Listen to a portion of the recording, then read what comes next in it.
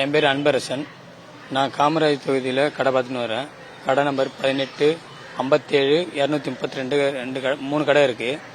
இங்கே 2 வருஷமாக நாங்கள் மக்களுக்கு பொருள் போட்டு தான் இருக்கிறோம்.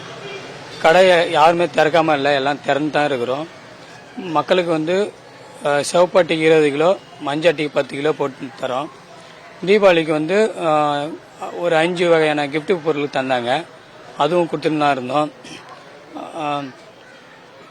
அதுக்கப்புறம் பார்த்தீங்கன்னாக்கா ரெகுலர் கண்டினியூவாக நாங்கள் கொடுத்துட்டு தான் இருக்கிறோம். மாதம் மாதம் கொடுத்துட்டு தான் இருக்கிறோம். மக்களும் கேட்டு தான் போகிறாங்க.